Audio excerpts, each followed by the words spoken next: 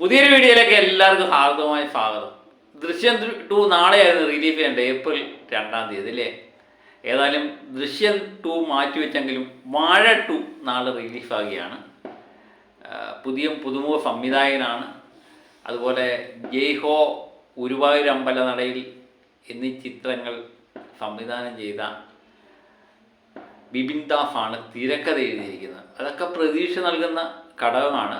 പിന്നെ സോഷ്യൽ മീഡിയയിലെ നമുക്ക് പരിചിതരായ ചില യുവാക്കളാണ് ഇതിനകത്തെ മുഖ്യ കഥാപാത്രമായിട്ട് വരുന്നത്. വാഴ 1 വൻ വിജയമായിരുന്നു അല്ലേ. ഏകദേശം 40 കോടി രൂപയോളം വാഴ 1 നേടി.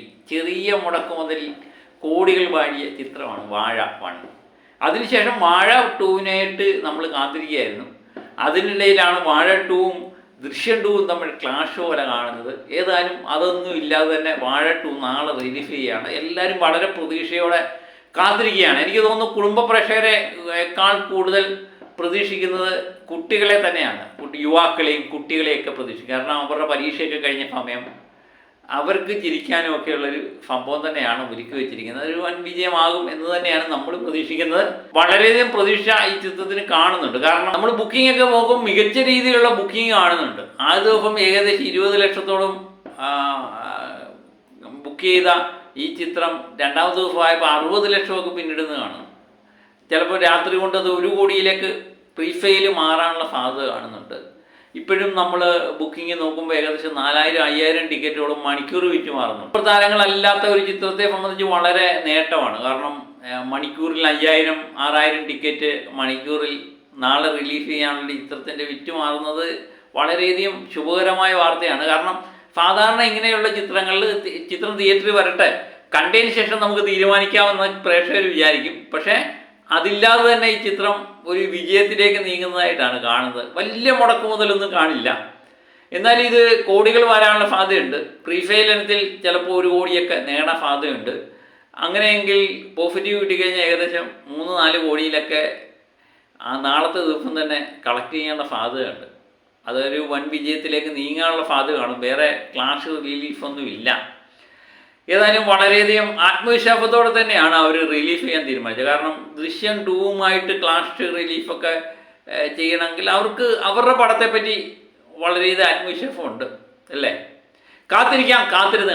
അതുപോലൊരു ചിത്രമായിരുന്നു മകേഷ് നാരായണൻ, മോഹൻലാൽ, മമ്മൂട്ടിയൊക്കെ അവതരിപ്പിക്കുന്ന ചിത്രം. അതിൻ്റെ റിലീഫ് ഏപ്രിൽ 22 അത് മാറ്റിവെച്ചു. ഇന്നലെ നമ്മൾ ആൻറ്റോ ജോസഫ് തന്നെ അത് പുറത്തു വിടുന്നുണ്ടായിരുന്നു. ചില സാങ്കേതിക പ്രശ്നങ്ങൾ കൊണ്ട് മാറ്റിവെച്ചതായിട്ടാണ് പറയുന്നത്. അത് തന്നെയാണ് തോന്നുന്നു. പശ്ചിമേഷ്യൻ പ്രശ്നങ്ങൾ തന്നെയായിരിക്കും ഇതിന് കാരണം പരമാവധി തിയേറ്ററിൽ നിന്ന് വാരാൻ വേണ്ടി ശ്രമിക്കുന്ന ചിത്രങ്ങൾ വിദേശ രാജ്യങ്ങളിൽ, പ്രത്യേകിച്ച് ഗൾഫ് രാജ്യങ്ങളിലൊക്കെ ഈ ചിത്രം റിലീഫ് ചെയ്യാൻ ഇച്ചിരി പ്രശ്നം നേരിടും. അതുകൊണ്ട് തന്നെയായിരിക്കും അവർ പക്ഷേ മാറ്റിവെച്ചത്. ഏതായാലും മെയ് 1 ഇത് റിലീഫ് ചെയ്യുന്നു. ഒരാഴ്ച പിന്നിട്ട് മെയ് 1 ഈ പടം റിലീഫ് ചെയ്യുന്നതായിട്ടാണ് പുതിയ അപ്ഡേറ്റ് വന്നിരിക്കുന്നത്. അതൊരു മികച്ച വൻ വിജയമായി മാറട്ടെ. പലപ്പോഴും എനിക്ക് തോന്നുന്നൊരു കാര്യമുണ്ട്, ഈ പടങ്ങൾ റിലീഫ് ചെയ്യാൻ വേണ്ടി തീരുമാനിച്ചു കഴിഞ്ഞ് മാറ്റി വെച്ച് കഴിഞ്ഞപ്പോഴല്ലോ വല്ലാത്ത അവസ്ഥയാണ് എൻ്റെ. പ്രത്യേകിച്ച് ജനനായകൻ നമ്മൾ ശ്രദ്ധിച്ച് നോക്കുകയും ആ റിലീഫ് ഭയങ്കര ഹൈപ്പിൽ നിന്ന് ചിത്രമാണ്. അത് മാറ്റിവെച്ച് ഒരു വല്ലാത്ത അവസ്ഥയിലായി. ഈ ലാറിയ കഞ്ഞി പഴങ്കഞ്ഞി നല്ല ചീത്തയാണെന്ന് ഞാൻ പറയുന്നില്ല, പക്ഷേ ഒരു വല്ലാത്ത വായു അങ്ങ് നഷ്ടപ്പെട്ടു പോവാം. ഇപ്പം ജനനായകൻ എന്ന ചിത്രം നമ്മൾ കാണുമ്പോൾ പഴയ ചിത്രത്തിൻ്റെ ഒരു പ്രതീതിയാണ്. അതുപോലെ അടുത്തിടയ്ക്ക് ദൃശ്യം 2 മാറ്റിവെക്കുന്നു. ദൃശ്യം 2-നെ സംബന്ധിച്ച് നമ്മൾ പ്രതീക്ഷിച്ച് കാത്തിരിക്കുകയായിരുന്നു. അപ്പോഴാണ് പെട്ടെന്ന് മാറ്റിവെക്കുന്നത്. അതുപോലെ മമ്മൂട്ടി, മോഹൻലാൽ ഒന്നിക്കുന്ന, വർഷങ്ങൾക്ക് ശേഷം ഒന്നിക്കുന്ന ചിത്രം അത് മാറ്റിവെക്കുന്നു. അതിനുശേഷം ഒരാഴ്ച കഴിഞ്ഞ് അത് വീണ്ടും റിലീഫ് ചെയ്യാൻ തീരുമാനിക്കുന്നത്. എന്താണ് ഇതൊന്നും നമുക്കറിയില്ല. ഇതിനകത്ത് ഉള്ളുകളികൾ എന്താണെന്നൊന്നും നമുക്ക് കൃത്യമായിട്ട് മനസ്സിലാകുന്നില്ല. ഏതായാലും യുദ്ധസമാനമായ പ്രശ്നങ്ങൾ തന്നെയാണ്. കളക്ഷനാണല്ലോ എല്ലാത്തിനും കാതലായ പ്രശ്നം. അത് തന്നെ ആയിരിക്കാം കാരണം അല്ലേ.